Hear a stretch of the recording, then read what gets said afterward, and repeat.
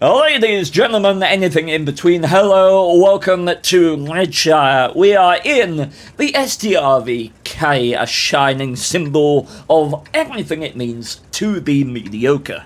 First tier 9 medium tank, certainly not the last if I am to be any judge. Now, we are going to dilly-dally our way over with optimism and 10 degrees of gun depression over to these undulations, these hills here up the north of the map.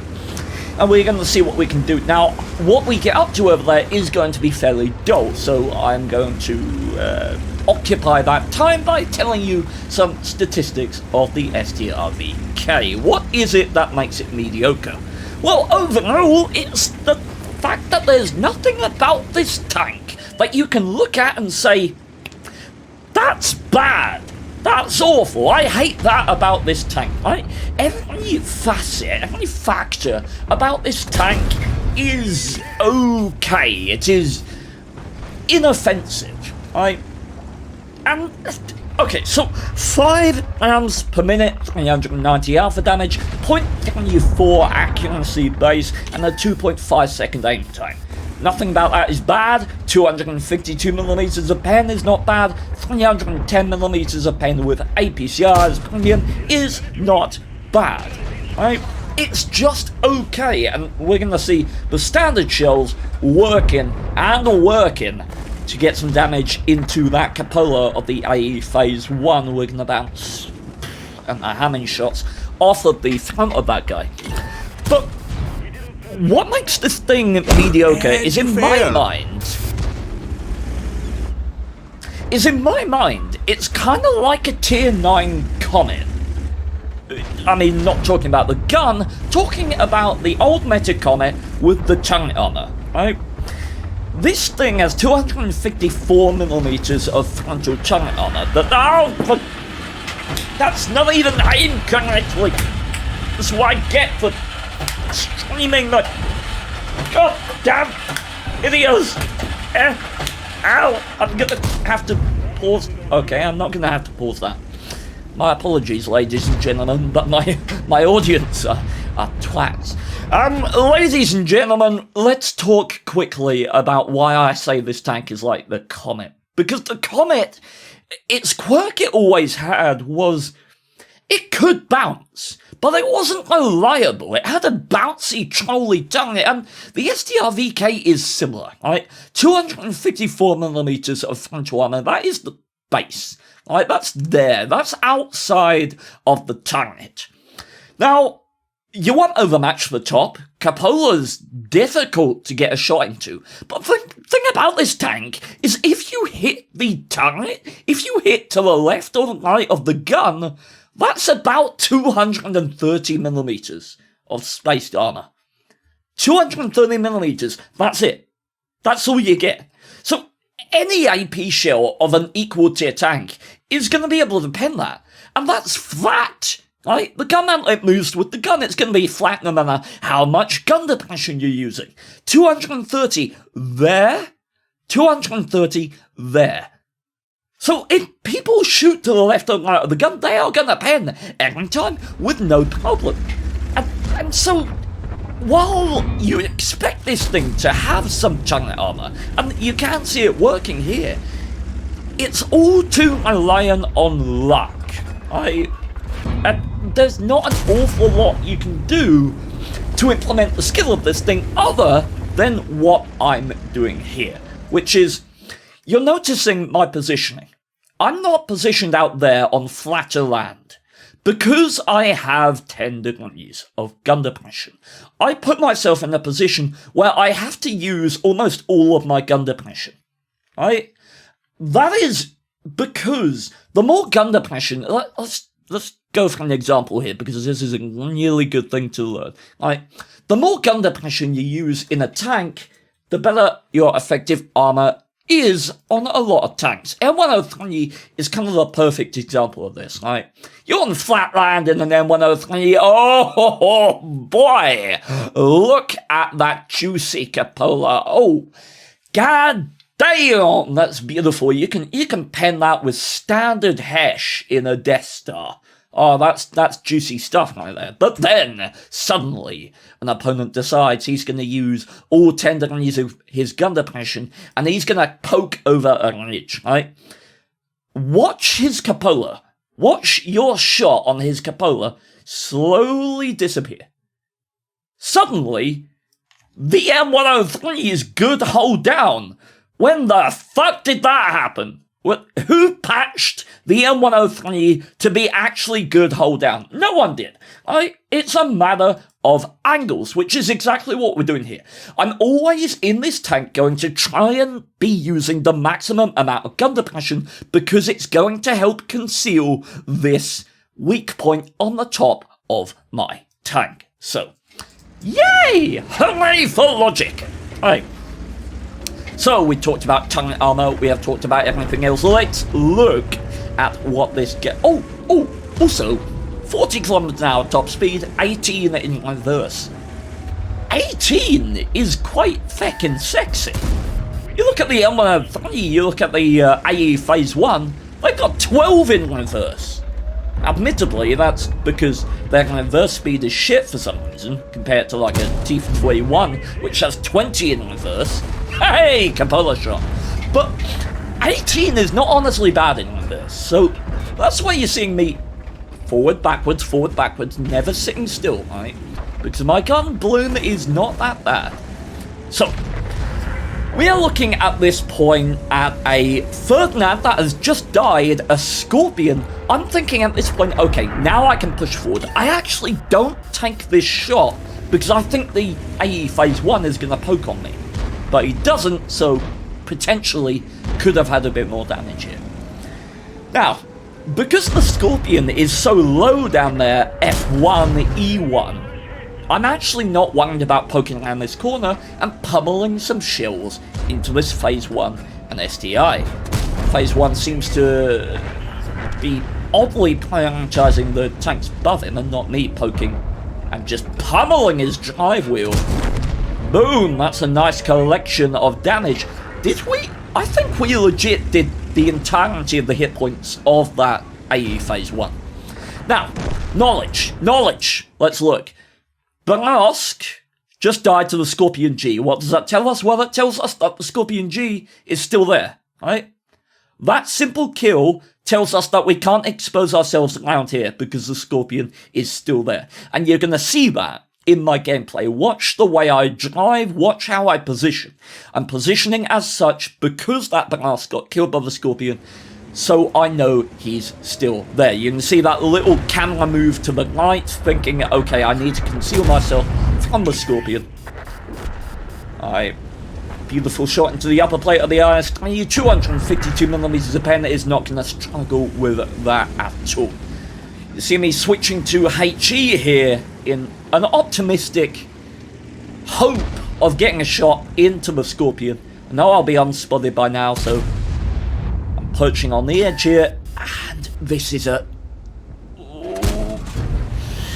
It wasn't a bad shot, but no connection, unfortunately. STRV just killed the Conway, right? So we know the STRV's around this area, perhaps by the Scorpion. Oh no, he's there. Never mind, forget I said anything. Alright.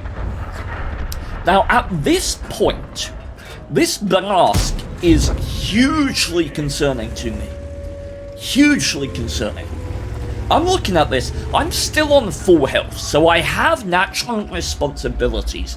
I'm on full health, I'm a top tier heavy tank, I need to be being active. But with a Balask out wide, I can't plow into the middle of this map, right? It would just be suicide. So you're gonna see my priority is about getting this Balask to make mistakes so that I can secure him and work with that position. And eventually I'll just decide, okay, I'm gonna use my hit points, my 40 kilometers an hour top speed. Ah, that is frustrating. Now I'm just gonna blaze out here in a minute, apparently. There we go, yeah. Because I want to deny this Balask use of this position. If I'm gonna defend the cap circle, I can't have him out on the side, because what will happen, right? What will happen in this situation? Look at this map. Let's look at it carefully. I'm in a heavy tank with 70mm of side armor. It's the whole of the clan wagon. 90mm at the front, 70 at the side, 37 at the rear. This tank is not well armored. It really isn't, unless you're talking about frontal extent of gun depression used, you know. So if I move it into the middle of the map, the proxy from these guys, look at how many angles. There. Like, the amount of angles that I would have to deal with, it's just insurmountable. So I am going out wide. Why? Because I want to keep all of my opponents in front of me. Right? Forward, front and center, where I can deal with them, where I can direct my armor towards them. If I take out this area, I can come blazing down, facing all of my opponents at once. God damn it! I am trying to educate. Okay, alright. So I can face all of my opponents at once, and obviously killing this Banask is the easiest way for me to do that. Killing this Scorpion would just be ridiculously STRVs there, class far from these guys. Yeah, this is just the more logical way to position myself as I want to. Now, this Banask is no fool and has, in fact, vacated the immediate area. Now, that's not the worst. I would have liked to secure the kill, but we've achieved our objective.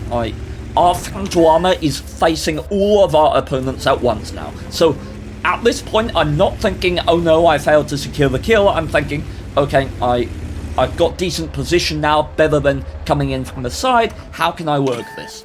And that, ladies and gentlemen, is one of the worst shots you will ever see me take that I cannot blame on Dystonia. So, enjoy. 80mm of side armor on the E50 there, denying me and my endless incompetence the kill. Alright, so I'm trying to blaze down on this Banask and pick him up before he can get out. This is risky exposing my side armor, but not as risky as this. See, my Dystonia is playing up. I still do not know where I shot, but you can see his French gun elevation not doing him any favours there. We do secure the kill, and then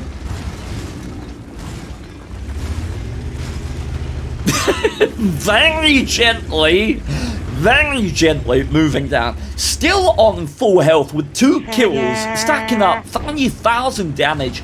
We've got to get this thing into gear. 16.37 horsepower per ton, 670 horsepower engine, and we are gunning it, giving it all it's got up this hill to try and get back into contention, to try and help out what remains of our team, which as of now is nothing. Failed. Immediately I'm using intuition to switch to my APCR because I do not want to bounce a shot here, and I'm pressuring because I want to try and pick up a kill as quickly as possible. And then I'm looking over here, and this is the same logic that I was using, right? In the same way that I wanted to have all of my opponents to my front, the enemy are going to want to surround me, right? So what I'm thinking now is this backchat that's spotted here is going to be YOLOing down here, right? He's going to be moving across this open land, trying to get around, and like, if he gets up there and just spots me, he can just pour fire into my ass. I've got tanks on the high ground all around me, I'm just dead, right? So it's essential that I cut off this guy moving out wide. I cannot have this guy getting around me and surrounding me, because I'm outnumbered, right? I need to be picking up kills, I need to be securing powerful position and not letting my opponents work at the pace that they want. So, pushing up here, hoping that I'm going to catch the Batchat moving. Don't see him, but there he is. And no luck with the snapshot. STRV slowly making his way over. There's not an awful lot we can do about that. E50 on a one-shot. I immediately pressure towards this guy while shielding myself from the STRV as best we can. We're going to be pushing forward, securing the kill on the E50, taking the gun out of the game. STRV comes blazing in. Going to be traversing, trying to keep my frontal armor towards him, but he pens a shell rolling for 500. STRV misses, and now this This is crucial territory, right? This situation, right, and these game circumstances are where games are won and lost. STRV on full health above me. I am on a hill, right? You've heard me talk before about how much of a disadvantage low ground is, and this is one of the primary reasons, is because if I want to get up to him, I have to go uphill. Not only can this guy reverse away from me, but I'm slower, right? It's far easier. If we reversed positions, for example, right, and I was where he was and he was down here, I'd be able to attack him and flank him, right? Because I have the benefit of going downhill. When I'm below him, I don't have that advantage at all. But I can't get that advantage because the STRV is in siege mode, right? He is sitting there. The one thing the STRV, well, one of the things the STRV cannot do is it cannot fire on the move because its gun is locked to its tank. It cannot move. It cannot chase. It is one of the most inflexible tanks in the entire battlefield. And while I am not incredibly mobile, my mobility and my flexibility certainly eclipses that of the STRV. And at this point, I'm still thinking that this Batchat is going to be trying to flank. So immediately, I just run. I blaze down the hill, get up to my 40 kilometers an hour top speed, and I'm looking to pick up the Batchat, trying to come in behind, and that is a clean as heck kill. And it has put us in a 1v1 versus a very dangerous tank destroyer. We are both in contention for a top gun here, both sitting on 5 kills. I am at half health, 9,000, not 9,000, god that'd be nice, 927 hit points. Now, the STRV is firing APCR, which means he has 350mm of pen, 308 with standard. There are very few places on my entire tank that this guy cannot pen, right? Even if I'm hold down, face of the turret, he's gonna butter through even most of the most heavily armored portions of the turret. So, I really can't rely on my armor here. Now I'm trying to relocate in the high ground, come up at an angle that this guy's not expecting. Do excuse me. Ugh. And now let's talk about this. Let's talk about positioning. I got 5 minutes left to work, so at this point I'm just feeling him out. You know, I'm trying to decide how I want to engage this. I've got a bit of health to work with, but I don't want to just YOLO it and risk dying, right? If I go over here, in my opinion, I lose. In my opinion, it's a certainty that I lose. Because of the distance towards him, right? That land there, like, there's no cover. If I get spotted there, and he puts one shot into me, I can't close the distance and get around him, but he can still pressure and shoot at me while I'm in the open there. I have no option. But there's this E50 here which has died right outside of the cap circle, which is why I take this position, because I know I can use my gun depression here, but also, if worst comes to worst and I do get spotted, I can use this E50 as hard, solid cover. Which is why, when I get spotted, I'm immediately turning my tank to the right and moving towards this E50. We're going to place a lovely shot into the cupola of the STRV there. So we got 1 for 1, obviously. This guy's reload is stellar. Right? He beats me in DPM every single day of the week. Right? So we're taking a shot to find out where he is. He's got 390 alpha. We can still take 1 shot, but if we take 2, we are out of this game. So, falling back, one thing worth noting, dead tanks do not block spots. You can spot through dead tanks in water tanks as if they weren't there. So, do note that when you observe my positioning here. Trying to get up behind this E50 and into this line of bushes. Just seeing if I can spot him. We do get spotted ourselves. And yeah, honestly, if he's concealed in a bush, we are not going to be able to spot him. STRVs have incredible camera engineering, even with the 400 meters of base view range found on the STRV-K. We're not going to be able to do it. I'm not running optics here. I believe my setup was improved hardening, gun glamour, and vert stabs. So, relocating it over to the middle here, nice little bit of misdirection. We're going to use our 3 minutes that we've got left on the timer, 2 minutes left on the cap, to relocate fully out wide, using the lay of the land here to sneak around this guy. And hopefully, he's not going to realise that we're coming in from behind.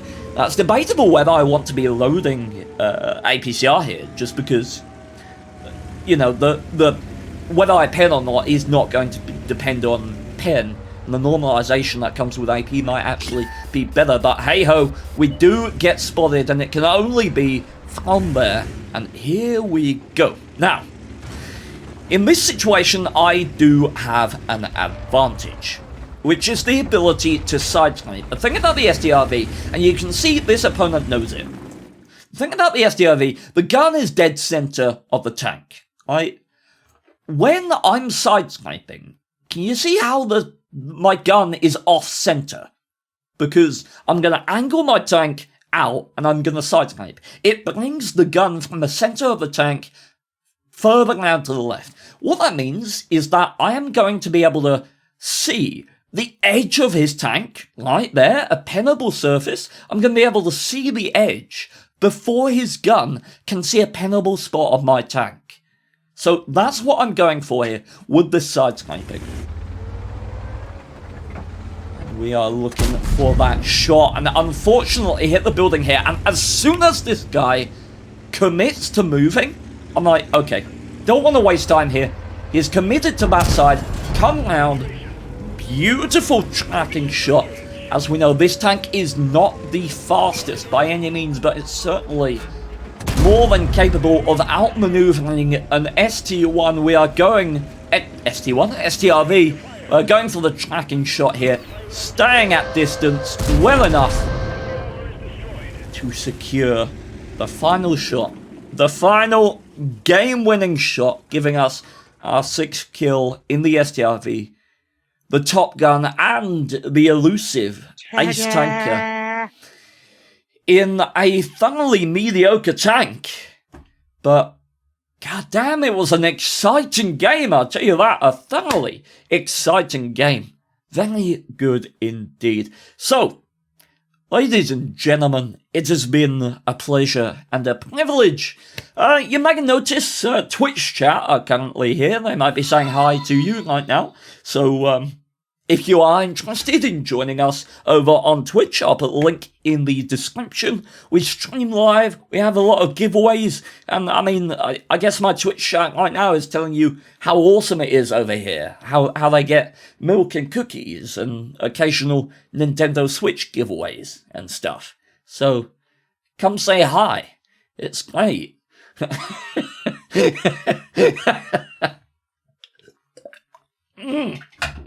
Okay, so, ladies and gentlemen, until next time, do check out, we have posted another video today. I'll put a link to that in the description as well, so you get 2 videos. Do go and enjoy that one. Thank you very much, and farewell to you all. Strong like a Range Rover, hot like a flamethrower. He'll beat your chieftain in the talk, game over. Raping games and KV trains, rushing in and crushing things. He's crushing you and you just got a crush on him. From Mainz to Malinovka, he is a scary spotter, working fancy tanking magic, just like Harry Potter. And well, enemies have tendencies to be